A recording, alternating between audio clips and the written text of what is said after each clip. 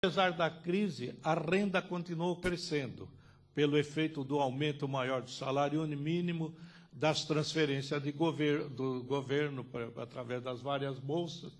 Então, aquilo que dependia do crédito foi afetado no começo de 2009, final de 2008, começo de 2009. O que dependia da renda, basicamente, como os supermercados, farmácias e outros itens menores, não foi afetado.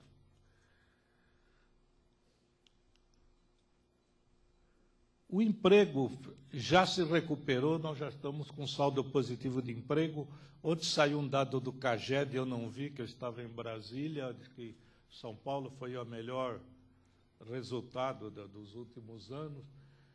Só que, se a gente olhar um pouco, decompondo essa questão do emprego, nós vamos ver que o emprego cresceu muito mais fortemente no setor serviços, que paga salários mais baixos.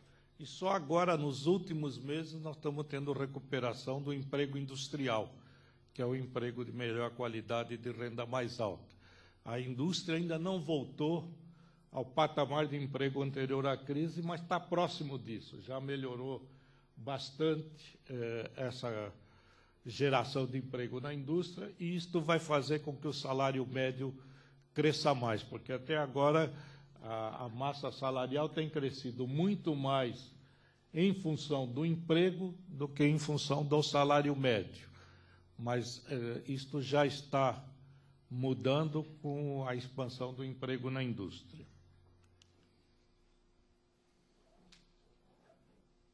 Para 2010, o que se pode esperar?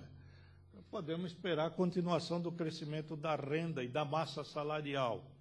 O emprego está crescendo, os salários médios devem crescer com a maior expansão do emprego da indústria. Então, isso vai favorecer o consumo desses bens que não dependem de crédito e que vinham tendo um bom desempenho, continuam tendo e deverão continuar ao longo do ano. Ainda há espaço para o crescimento do consumo, porque nós estamos ampliando a base de consumidores.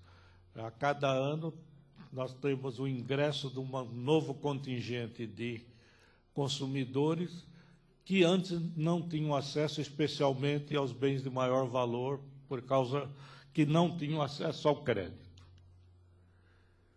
Mas, este ano, o crédito, apesar dessa elevação da taxa Selic, ainda deve crescer.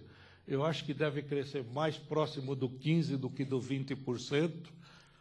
Essa projeção era a projeção do próprio setor financeiro, mas eu acho que vamos ter um crescimento da casa de uns 15%, que é um crescimento bastante expressivo, porque a base hoje já é muito mais ampla. Isto vai permitir que o comércio de bens duráveis continue se recuperando. Nós tivemos a linha branca, o incentivo fiscal, já foi retirado, mas isso não deve impedir que esse segmento, assim como os outros, continuem tendo uma expansão. Agora, uma coisa que sempre preocupava é que o crédito crescendo 20%, 30% ao ano nos últimos anos, por que não deu uma explosão da inadimplência? E a razão era simples. Não houve uma explosão porque o brasileiro estava com um nível de endividamento muito baixo, porque tinha pouco crédito antes. E a grande massa da população nem sequer tinha acesso ao crédito. Então, nós tivemos o maior volume de crédito, mas distribuído por um número muito maior de pessoas. E isso que fez com que esse endividamento não fosse explosivo.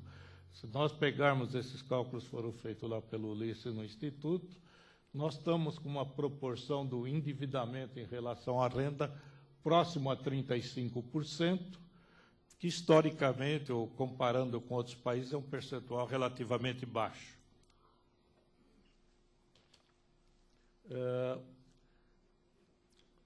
O outro cálculo que foi feito lá no Instituto é quanto o brasileiro, em média, compromete da renda no pagamento de prestações.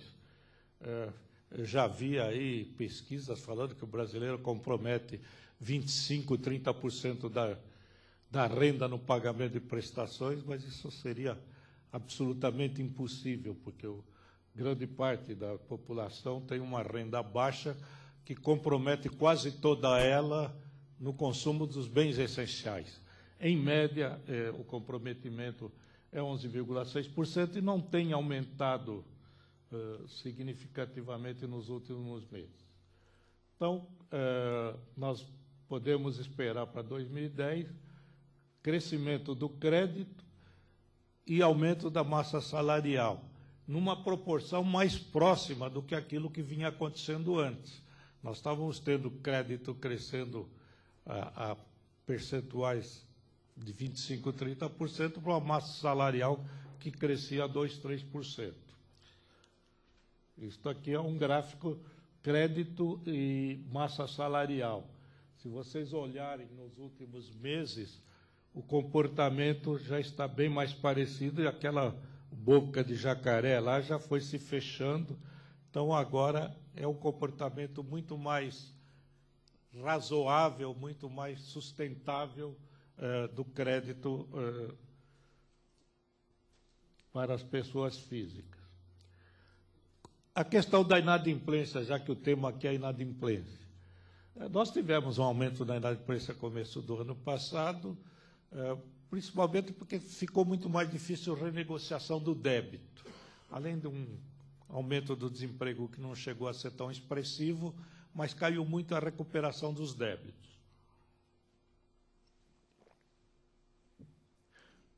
Esses dados são os dados do Banco Central e os dados do 90 dias e cédula H do Banco Central, que é mais de 90 dias, e do SCPC.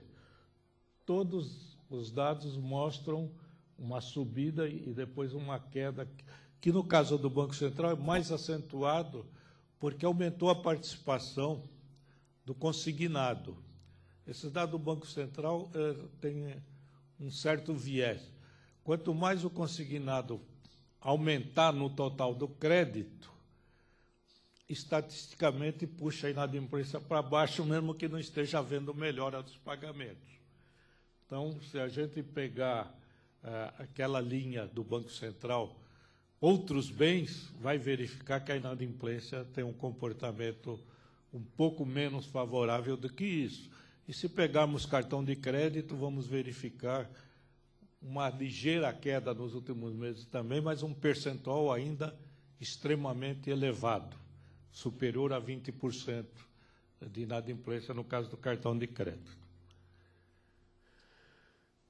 Então, nós podemos dizer que vai ser um ano bom, está sendo um ano tranquilo, por isso que o Rodrigo está tão tranquilo ali sentado, porque as vendas devem continuar boas, e a inadimplência não deve ter um comportamento explosivo.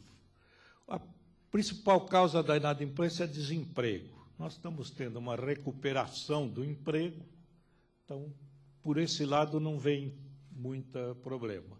A segunda causa da inadimplência, segundo a pesquisa que nós fazemos semestralmente, junto aos inadimplentes, lá no nosso balcão de atendimento, é o descontrole de gasto. E a terceira causa é emprestar o nome. Nos últimos 2 anos, tem aumentado a participação do descontrole de gasto entre as causas da inadimplência.